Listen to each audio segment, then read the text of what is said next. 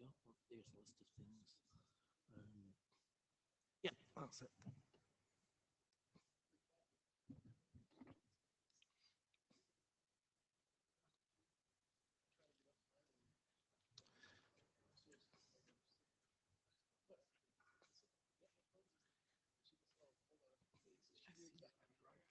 So we're about to restart the session. We're at the point in the agenda where we're talking about things relating to L4S ops. And as you remember from part one, Jason was going to show us a video that will help, and then Greg will do a presentation on L4S ops, the internet draft, and then we'll move on to discussing SCTP with DTLS. So over to you, Jason. All right, thanks. So picking up now that we actually have screen sharing working, thank goodness. So as I was saying, a lot of the trials and the deployment that we've done have spurred a lot of interesting conversations, both internally with our developers as well as externally. And so we do a lot of live sports broadcast, as I said, and those sports rights have a lot of economic value. And so we started to discuss, what could we do to apply low latency concepts to that experience. And as I mentioned at the beginning, in the last session, you have two apartments, and one is sort of sees the event happen, very close to live, and the other has a few second delay. So we looked at the typical delay between a live event happening and when someone saw it, whether they were on satellite video service today, an over-the-top sort of traditional streamer, a virtual MVPD, which is where you're basically getting a channel package over the internet, and then a low latency experience that we worked on in the lab based on that. And so we continue to iterate that, but just to illustrate it.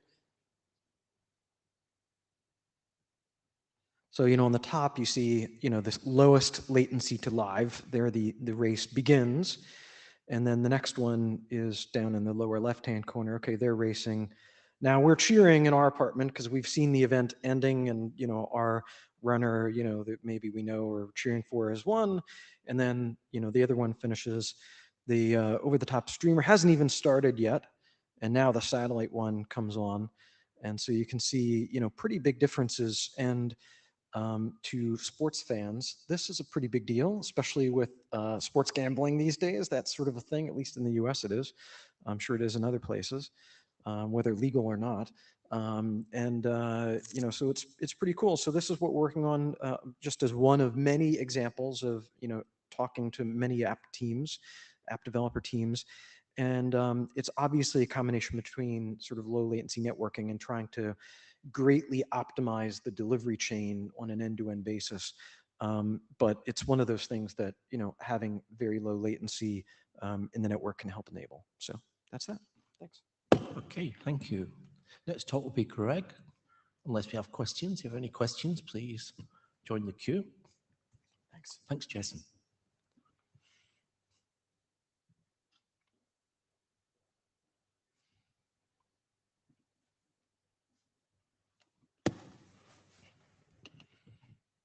All right, and if you'll do the .1 deck maybe first. That's the, yes, thank you.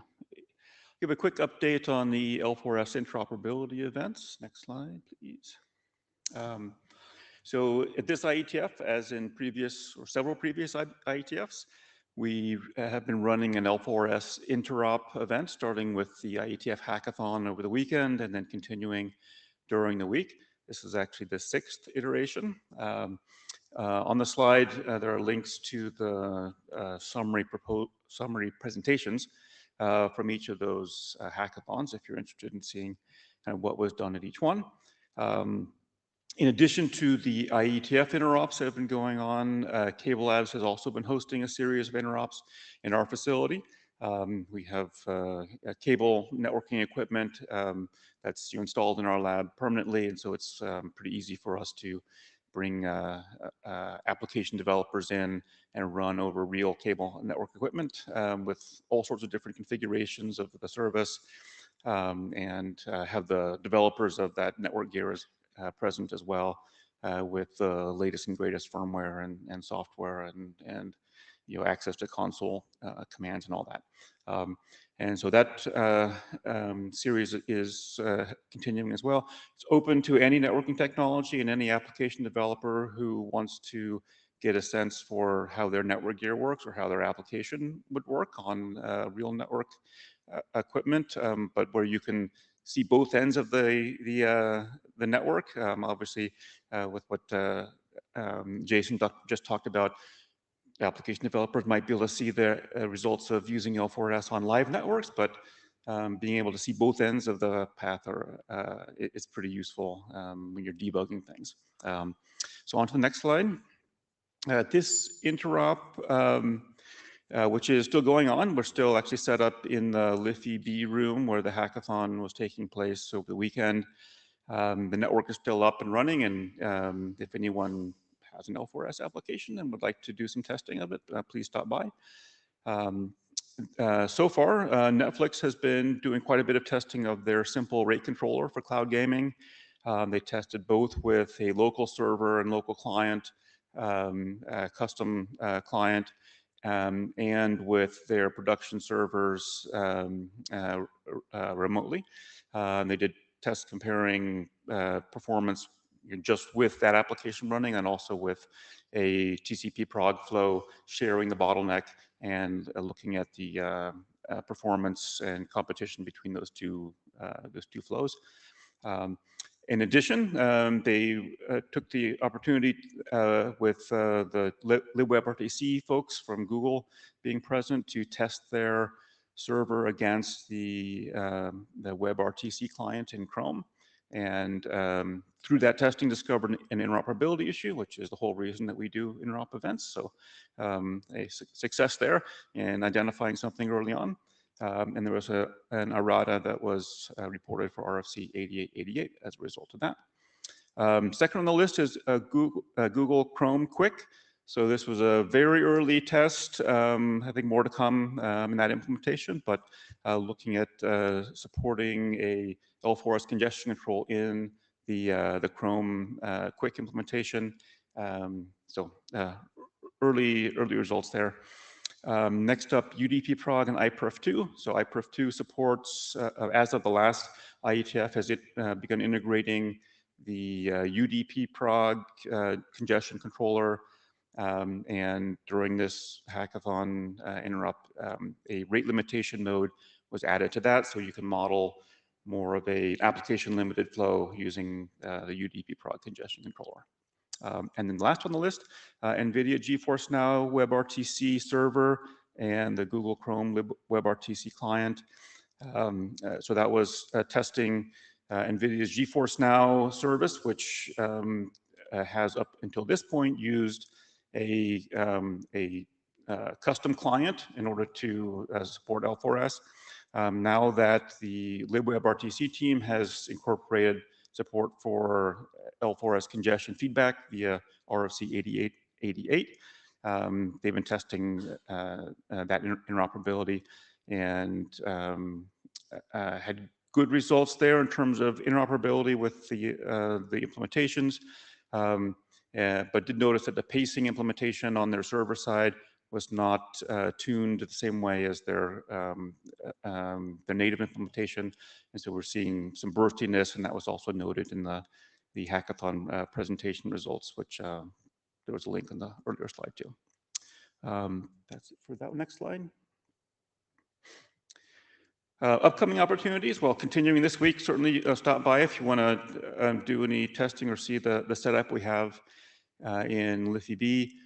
Next opportunity shortly following this week is interop at Cable Labs in 2 weeks' time, or a week and a half time at this point. Registration is open for that. It's just north of Denver. And then after that, at Cable Labs, we probably will have further interops shortly after the new year. Dates are not set for those, but we'll announce those via the L4S Discuss mailing list once we've set dates for those. and the next IETF one at Bangkok. Intending to hold one there. So if anyone has questions about the interops, how they work, what we do, feel free to shoot me an email. And if there are no questions right now, we can move on to the next presentations. This would just be a brief one. Also, we have someone in the queue, Lorenzo. Yeah, Lorenzo Clitti, is there some documentation somewhere where, someone who wants to build code can easily set up a test rig by themselves? Because I think coming to one of these events is, one every 4 or 5 months, right? Is there some OpenWRT config that I can just put on some router and start writing code against? Yes and no. Yes, you can set up a bottleneck using the Linux dual pi squared implementation and then rate shape to whatever rate link you want and potentially add additional RTT as well. Using real network gear is a bit more challenging. Certainly at Cable Apps, we could facilitate sort of off-cycle testing if people want to. No, my question was lab, but, specifically something that's really easy to set up. Are there like, do you have instructions or an OpenWRT image or something? Maybe you don't, but if you do, because I want to like have point engineers at it and say, okay, like we'll set up this lab that's using an OpenWRT box, $200 router, and then we could start writing code against it. But maybe you don't have it. Yeah, well, I think the Linux dual pi squared implementation is probably the simplest. I don't know that there are easy instructions available, but that's certainly an action item that I think we could take away from this. So, thanks.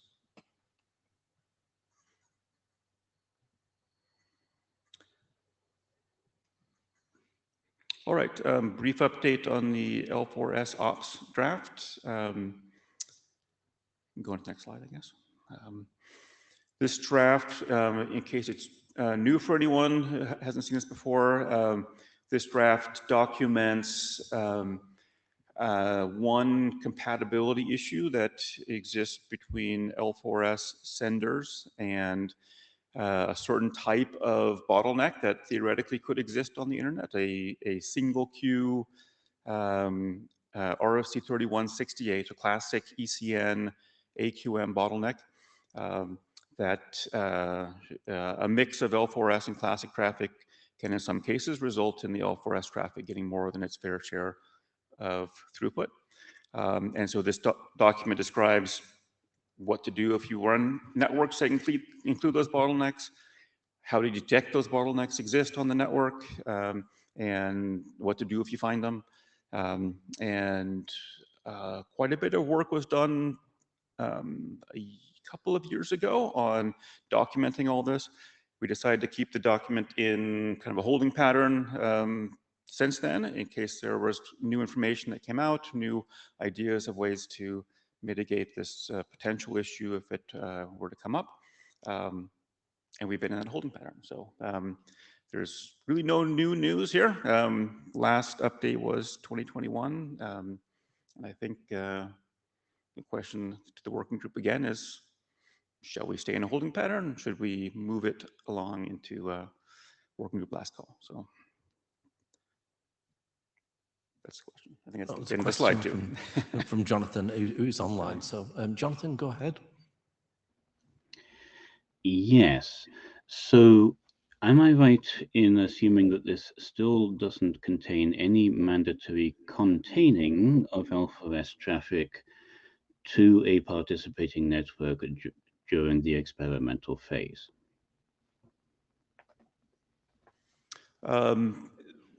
This document doesn't contain anything like that, no. This is intending to give guidance around detecting whether a problem exists, and if a problem exists or one of these bottlenecks exists, then what to do if you find one, rather than presuming that that they exist and only allowing experimentation in cases where you can prove that they don't. So. So on that point, in your experimental deployment on Comcast, are you doing active monitoring for those kinds of problems? Well, I can't respond for Comcast directly, but I think in their network, they know that they don't have these bottlenecks deployed. So, But are they checking whether any traffic that goes through their network would encounter such a bottleneck elsewhere? well, the document recommends that the application do that detection, right? That it can observe the behavior of its traffic through the network and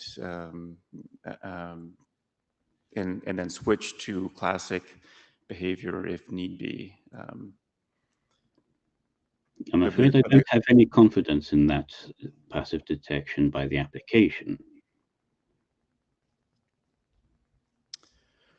But yeah, I think if you have suggestions on additions to the document to provide more tools for networks or application developers, I think yeah, the document is open and we've been asking for contributions. So please make suggestions.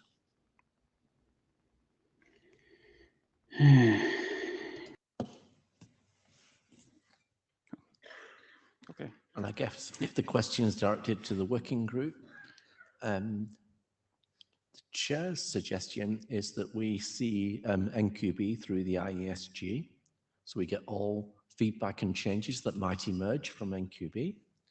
And at the same time, I expect we will hear if there are any more deployment concerns, opportunities, things to highlight that could be added to this draft.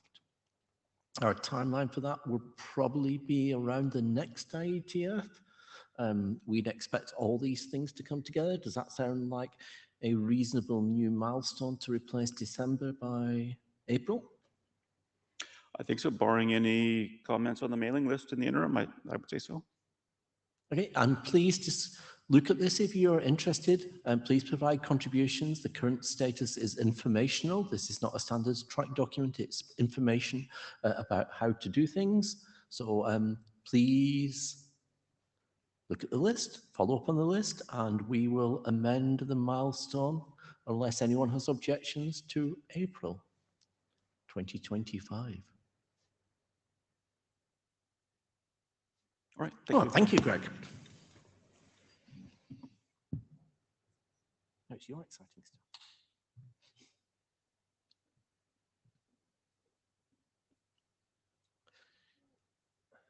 Pause while we reshuffle the proceedings because some of the things were in the first session and we tackles, hopefully move them across to the second session for us. Which one's next? Yeah, well, I don't know because they're all out of order now. It must be this order. So it's this, which is Michael Tuxon with this one, authentication.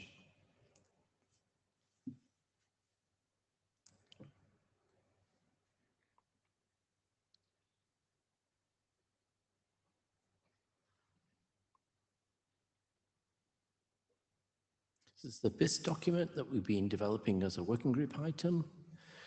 Michael's the lead editor, and please update us on progress. Thank you. Next slide. This gives the status of the differences in the versions with old ones. And next slide shows what has been changed since the last version was presented, which means a chunk parameter has been edited and some editorial improvements have been made. Next slide. So to remember, we are going to change the SAP authentication in a non-backwards compatible way. So when using keys, they will be directional and not unidirectional anymore.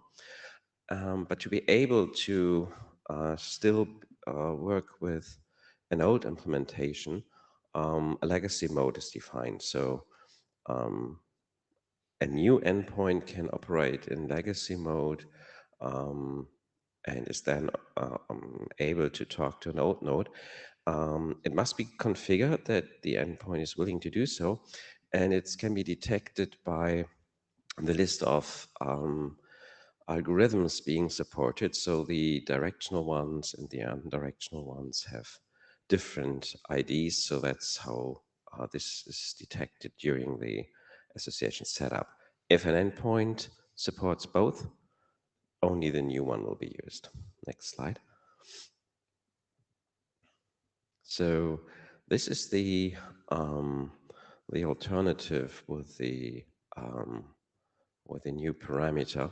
So the use case of the parameter is just for saving bytes during the handshake. It's not adding a functionality or something like this. So it's the choice is to use the chunks parameter or the all chunks parameter. If you next slide, the chunks parameter, basically you list the chunks you are only accepting in an authenticated way, which means there are 256 possible values. 4 of them are not valid. So if you really want to say this, then you need to send 256 bytes because it includes a parameter header. And this can, for handshake messages, especially the init-ec, this can be quite large because sometimes it contains this parameter 3 times. And that's why last time I suggested to use an empty parameter in the context of non-legacy with a different meaning. The meaning is not no chunks are required, but every chunk is required. And Magnus said, well, this changes a principle we have because you have to interpret it one parameter differently depending on another parameter. So I addressed this by just adding a new parameter with the semantic, which is 4 bytes, and you can use it to do this negotiation. Next slide. The improved replay protection is something I didn't add because Magnus brought up the point that you might need to specify the window size of the replay window, and this is not done by DTLS or IPsec, which are all leaving this as implementation specific. So I chatted with him, and the conclusion is that it still makes sense to add this stuff, but we will exclude we will allow the sender to say, don't apply replay protection to this packet. And this allows that you basically can look at an SCTP association only using one path. That's where you have experience on. And when you are sending test messages on other paths, you just exclude them from the replay protection. If you won't do that, then you would have to make the replay protection window not only take care of the variance of the RTT on a single path, but also on the variance of the RTT among all the paths. So if you have one path with 10 times the round trip time of the other one, you have to increase the window. This lets you work around that. Another alternative would be to have these windows or sequence numbers specific per path, but SDP has nothing else like doing this, so that's why the conclusion of the discussion was to keep it simple and just allow the sender to exclude these things. Next slide. Yeah, so that's the slides have been written before the discussion happened. So the improved replay protection will be added using a new chunk to keep things simple, not specifying the management, the size of the replay protection window. two editorial changes using a more formal style and allowing max in addition to HMax. What I need input on is whether we should add additional algorithms. So we have one included, but the suggestion was to talk to John from Ericsson to get some input on that question. One option would be to do the same as we do in TCP/AO. They have one HMAC algorithm and one non-HMAC algorithm. And of course, address all upcoming comments. So this document should be stable very soon, meaning definitely before the next IETF. And I think that was the last slide, right? So I have a question to the working group and also to you about the replay protection. So you're asserting that we actually don't specify the depth or whatever you call it of the replay protection on the basis that IPsec doesn't do this. Neither IPsec nor DTLS do this. So being in this, so basically we want to refer to that text. Okay, so I guess I'm asking, is the working group content with this? Because if we don't hear people speaking otherwise, then we'd assume that we'd follow the same precedent that's already been set. Does anybody wish to do something different to what IPsec has done? We got no feedback, so carry on doing what you're doing. And on these questions, do you need help in the next period to do something particularly? The more algorithms, and John, I guess, will provide some feedback. Even if the feedback is no, we don't need additional ones, that's also fine. Okay. I mean, this can be done anytime later. It's an IANA registry thing. When do you think this will be ready? End of this year. Okay, that fits the current milestone. Thank you. Anybody got any other questions with respect to this particular draft? Must be doing the right thing. Okay. Okay, then let's move on to DTLS and SCTP. And to give a short summary, we've been discussing this for a couple of IETF meetings now. And the current status is that we have one adopted document. This document turned out after adoption that it is affected by IPR, by Ericsson. And we have two more solutions for solving the same problem. One of them is also affected by IPR by Ericsson. And there's another solution by Michael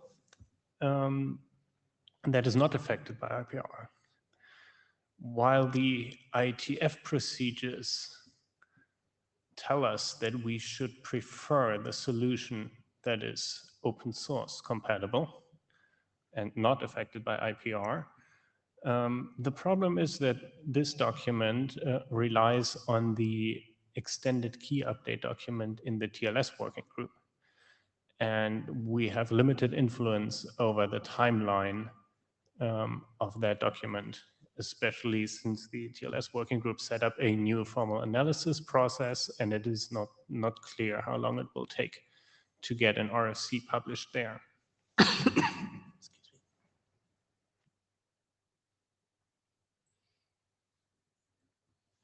Okay, so the status is we have these three documents. We had a design team, and the design team agrees that all of these, all the three documents solve the problem in a way that is, I mean, each of them has pros and cons, but all of these documents do solve the problem. It would be very nice if we could make progress on this, because having 3 documents to solve the same problem is not a very good state to be in. And it looks like we might be able to actually make some progress on this topic during this meeting, because apparently there is a 4th proposal now around that might not have the same problems as the 3 other documents, and we will hear about that later. But before we do that, we'll get some updates on the current documents, which I believe will be relevant for the 4th document that we'll discuss later. And with that, I'll hand to Michael for his update.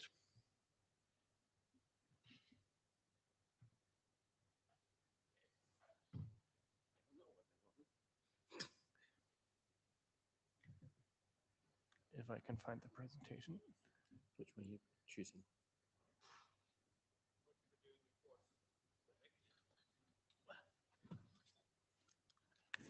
Which is the document I need to pull up? So any intervention, sorry. I don't think like there is a make sense to actually get all the updates. I think we should actually focus on the 4th option and try to come to a conclusion. So I don't think like we need updates for all of the 3s. I think we have discussed about that one. So let's focus on the 4th option. I think Michael, you were going to present that one, or Magnus, I don't know. But let's focus on the 4th one and make a decision. I thought you were disapproving and disadopting the. We'll come to that later. Oh, is that later? Okay, fine. You come to that later. Okay. So what do you want to do? Because I Corey, was expecting does that make sense? this happens first. We're fixing that? It's Martin's thing, and I think he's just fixing it.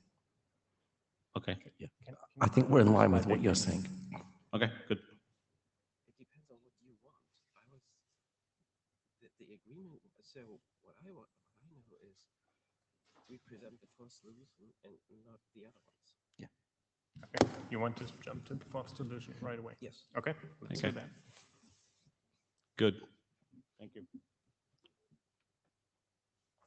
Okay, so if 3 solutions don't work, maybe 4. Next slide. So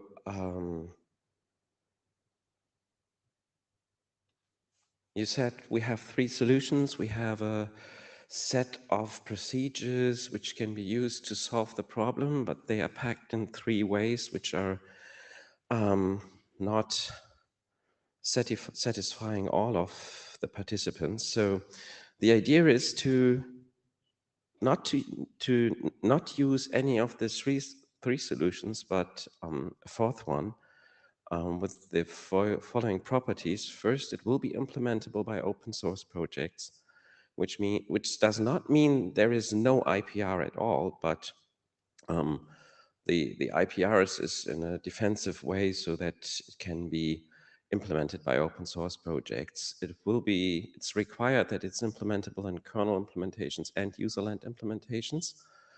And the idea is that it has 2 parts.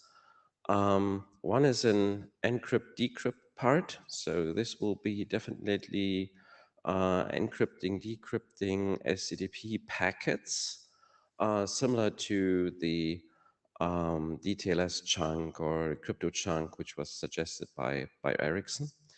And there will be one variant of this. So one variant of the packet format of how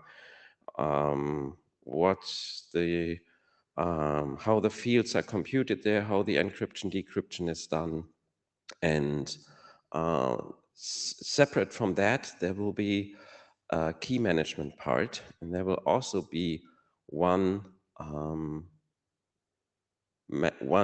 solution specified by the IETF, which can be implemented in open source. And these 2 parts are separated by an API. We will provide an abstract API and a socket API.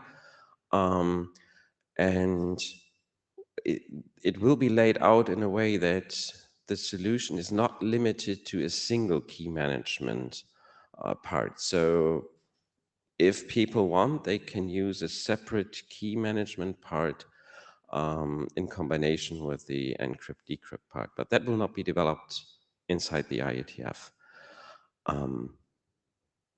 Yes, so that's the high level properties of this stuff, where at least some people think this is a way forward. Well, I guess shall I try some questions just to the room?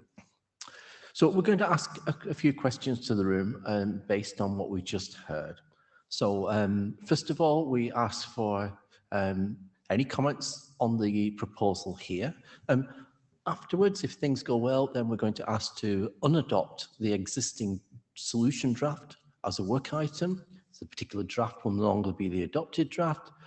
And then we might discuss more clearly how that fourth solution might in future be adopted.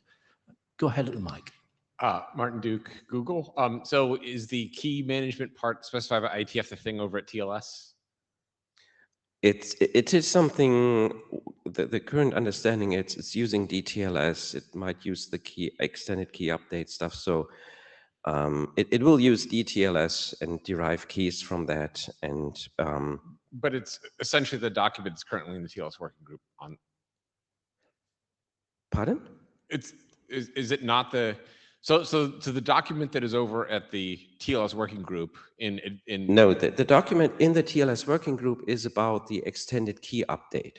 This might be used here, okay, or in a simple version might not be used here. But the key agreement, the key management part will use a TLS DTLS. I mean, most likely a DTLS connection setup. And so is the key management part specify IETF a current IETF standard? Yes. Or something in development? Okay, it's a current standard. Great, thank you. So, Magnus Westland, this will be a document looking something for you like RFC 9001, specifying how you apply DTLS to wrap this into this context and provide keys. Yeah. Okay. Okay. Thank you for speaking my language, but which one is 9001? TLS for no, I understand what 9001 is, but which one of these documents is the 9001 the key equivalent? management. Okay, so is that a new document? Yes. Okay. So there's That's not what you just said. Now I'm confused again. It is a new document, yeah. Pardon? Okay, so it's okay. We're doing this a bit on the fly because we're trying to get the working group actually into a solution space. So yes. No, I just want to understand the documents that are part of the solution. So, okay, I get that you're kind of stripping out a lot of the painful bits, and that like we're going to adopt a new draft, which is the encrypt decrypt part, right? Yeah. I have a hard time to understand you because there's an echo. Oh, I'm sorry. I'll speak more slowly. No, it's the echo. Yeah, well, I have to speak more slowly then. So, okay, granted, supposedly we're going to toss the current document. Great, I get that part. So we replace that with a document that does the encrypt decrypt part. So we will use two documents. Okay. And this is similar to the solution suggested by Ericsson, where they have already the DTLS crypto chunk and a key management document. But the key management document right now there is IPR protected. Okay. And we will find something which is not IPR protected. Okay, so we're going to revise. We have a separate key management document which evades the bad IP, the most restrictive IPR stuff, and there's no dependency on TLS working group doing anything. They need to do things promptly. That might not. So we might need the extended key update. I mean, that is one possible way to do what the other document does by running multiple DTLS connections. So the proponents here will have to create a draft which specifies what the solution is. There's an idea that it will be DTLS with some set of extensions and some additional things around it, specifying, for example, recording keys, etc., and when and now, etc. that's going to be needed for this. Okay, so I'm sorry. I'm just going to see if I understand. So assuming they're not going to pull in like a magic, no, I should be pejorative here. Assuming we don't pull out something from outside the IETF to do key management, et cetera. To implement this thing, I need 3 drafts: the encrypt decrypt, the key management, and the key update. And all 3 of those things are going to be produced by this working group? Not necessarily. Okay. There could be 3 documents. There will be at least 2. Okay. One of them will be done. There will be 2 documents in this working group. Okay. It is the encrypt decrypt part, and it is the key management part. That might depend on a document or multiple documents in TLS. Right now, I would say not more than 1. You say might depend because it's not been designed yet? Not written, anyway. Not written. Okay. So the point is that using the extended key update would allow us to replace one of the IPRs there. Okay.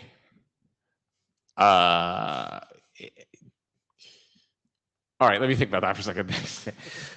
So in case anyone else, apart from Martin, needs to think, the key thing here, as I see it, is we are going to make a working group document here, which can be implemented in the way the design team hoped. In other words, it satisfies the bullets at the top. We will have a key management scheme, which will be IETF approved.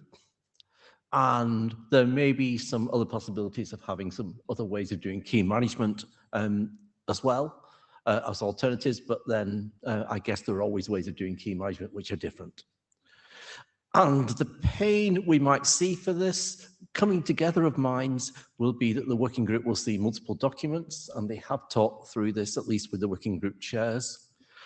And we believe that the most important thing is that we satisfy the key bullets at the top and get consensus rather than we keep the number of documents small. But obviously we don't want to increase the amount of work. I think dividing it across documents doesn't increase the amount of work, in fact. Is that a fair summary? Pardon? Was that a fair summary? Yep. Good.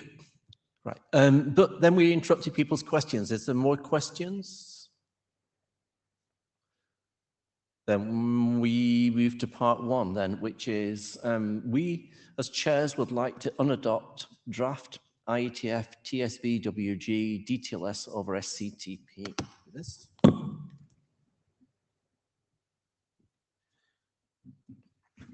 Which is currently revision 8, and remove that as an adopted item in the working group. The existing chartered document to match our milestone. Does anybody have any objection about adopting this? Say yes if you believe the working group can unadopt this and choose a new solution.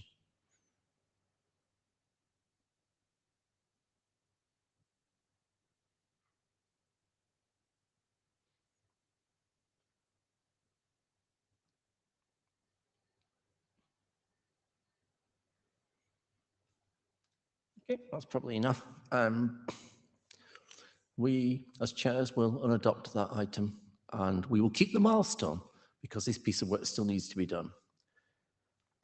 The second question, I guess, can be a hum or whatever. I mean, because it's really just a question for feedback. Does this seem like the right direction to be going?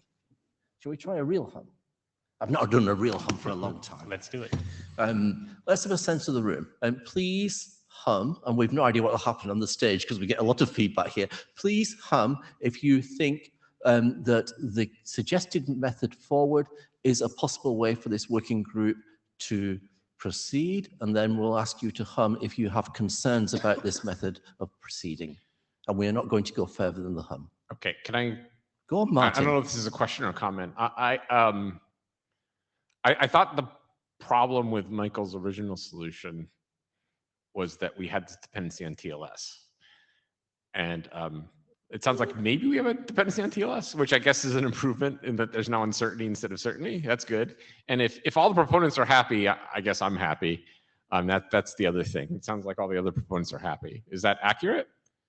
Okay, then so carry on. This is a compromise. It's a compromise, but I mean, Hannes, were you in line to talk? Go ahead. In the talking bit. Yep. I hope that this approach will make everyone happy. But I also want to say, like, these I personally don't see the dependency on TLS as super dramatic. It's not that this group works so much faster than anyone else. So take that with a grain of salt. Like, I've seen presentations earlier in this session where things took 8 years or so. And I mean, so we talked to at least I talked to one of the TLS co-chairs, and it seems like one of the process problems they have resolved. So they now have an idea of the FAT process, and it also seems like possible with all the uncertainties to get a document there within a year. And it depends, I mean, it all depends on the feedback you get and so on, but the authors of the extended key update are, think it's done, so they will ask for working group last call this week. So since we depended on that solution, we tried to work on this and push on this. So I don't think this is, I'm with Hannes, I don't think this is super critical. But this is the compromise where the people who were before that not able to come together on now say this is the way forward. The chairs are pleased that we have at least a single protocol mechanism with different security options. Take John, please. Do you have a question or comment? Comment. So John Mattsson, Ericsson, I think there are no changes to the TLS dependency.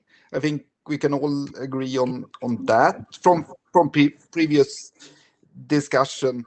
I think again that a year sounds extremely optimistic, and I think TLS will definitely want formal verification. As an example, there was a discussion last week of just adding a PSK to existing, like combining two things in the KDF.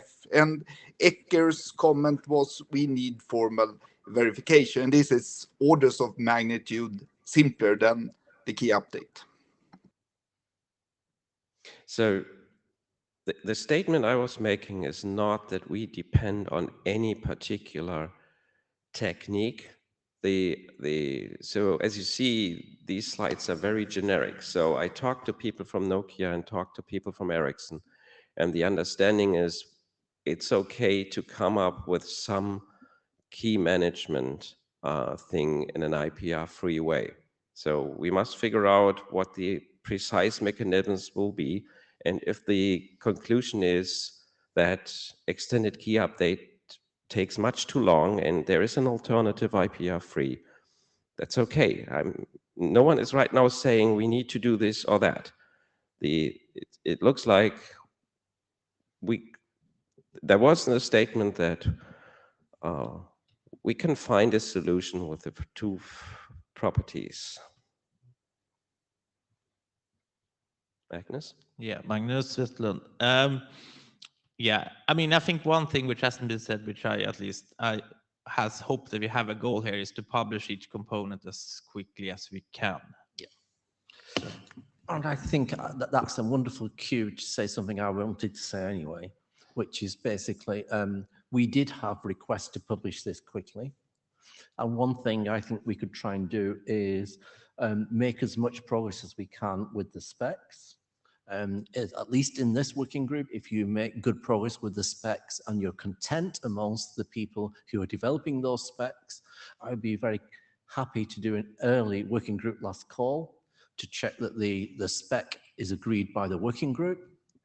We can hold publication until everything in the dependencies are sorted, but at least we could effectively freeze the spec to let people do early development.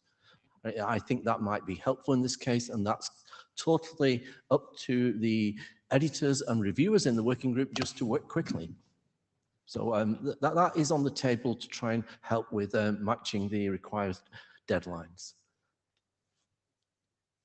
You want to? Oh, you can't hum in front of the mic, by the way, when we do our hum. That would be a little bit odd. Okay, So I don't do. Okay. Right, we're going to try a hum because I really want to try a hum. I've not done a hum for a long time. The hum's just to get a sense really of whether people are content with this process that's been sketched out here. We're doing a hum rather than any poll or adoption because it's a sketch of where we wish to go. And I'm going to ask for 2 hums, those people who are content with this plan as we have sketched out, and those people who have concerns. And if you have concerns, you'll be invited to speak at the mic again, and perhaps tell us if you wish, or speak to the chairs afterwards. Let's try the hum. Please hum if you think this is a way to proceed for this working group, and we'll be happy to see this process continued. You've got the mic. Anyway, cool. Now, please hum if you have concerns about this approach that's been outlined and think that we need to consider further.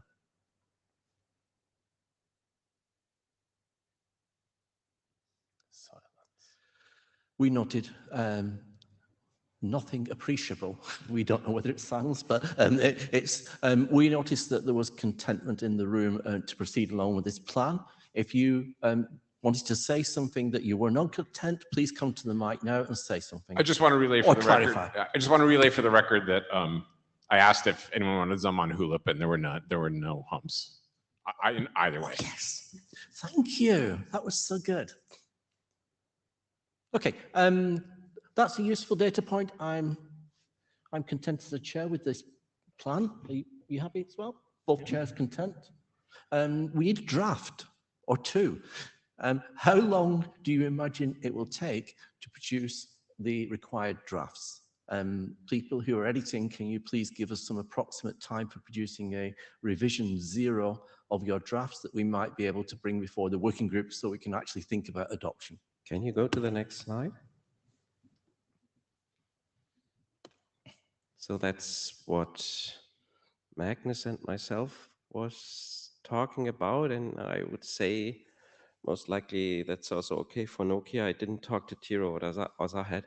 So since the encrypt decrypt part is more straightforward and there is already something we can start from, so the initial version should be there by the end of the year. And the initial version of the key management we agreed on by the next IETF, hopefully a bit earlier. Implementation-wise, we might be able to do interop testing at the hackathon of IETF 1, 2, 3. People wish to speak to the timeline. Jahed, as an individual, Nokia, I think this looks good. I think the ask was like we have a timely, as soon as possible decision. I think today I see like we're having that decision, so that's good. And with this time, next step, I think this looks promising to me. And now, put my AD hat on again, Jahed. So for the record of the taking notes, chairs, could you summarize what exactly we decided today? Because as you know, like this is 3GPP and all this inter SDO thing, I think we should note it exactly what you decided today. Okay, I'm just checking that we fully understand one another, so we have a common mind. We do. So action number 1 is we keep the milestone to develop this as a milestone. This milestone can include multiple documents, and we have discussed this, and we're content with that. Number 2 is we are going to remove the current draft associated with this milestone. We shall update the timing of the milestone to replace this. And we shall expect the people who've spoken today at the mic to produce some 0.0 revisions of this document, but at least by this time, earlier if possible, so that we can consider these for adoption. The intention is to adopt these as a solution to this problem. There will be at least 2 documents in this working group emerging according to the current plan, and there are dependencies in TLS which are already existing items. These things will all have to be updated according to this plan. And we can we talk to, just a minute, AD question. When do we do, or liaison person, when do we do a liaison to 3GPP to tell them of the new plan? Only when we've adopted? Because nothing's changed really in terms of we have an adopted milestone. This I'll refer to Charles to really give you an exact date. But I think what my preference would be that right now we actually also note like this is the fourth solution, the single solution we are going forward. Yeah. And that will produce documents, and we are gonna do things as soon as possible with this potential next step timeline.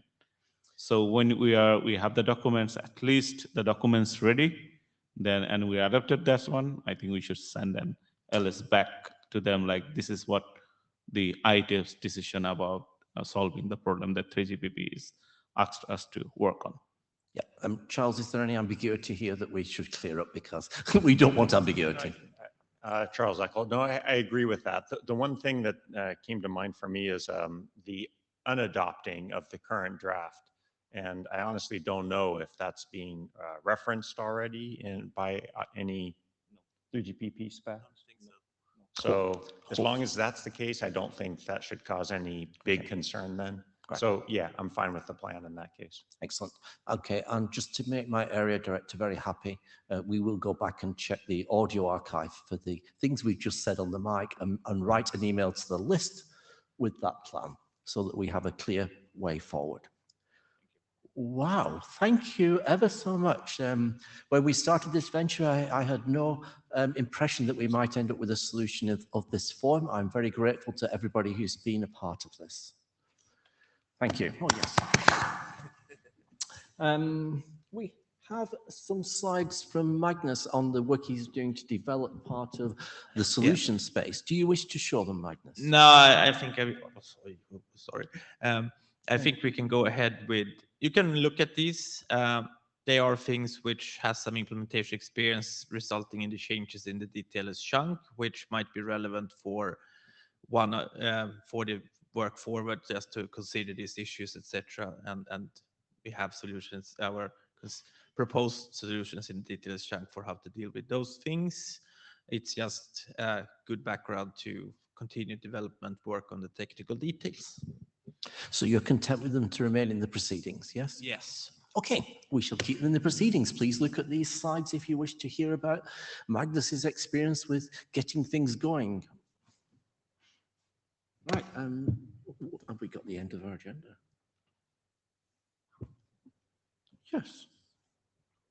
Then thank you, everyone, and see you on Friday. And please look at the drafts we outlined for Friday's meetings, because we would love to talk about these and we can't talk about them unless people have read them. So please read them and come with your thoughts to Friday morning's meeting, which will probably be 1 hour now, given the current timing. Yeah,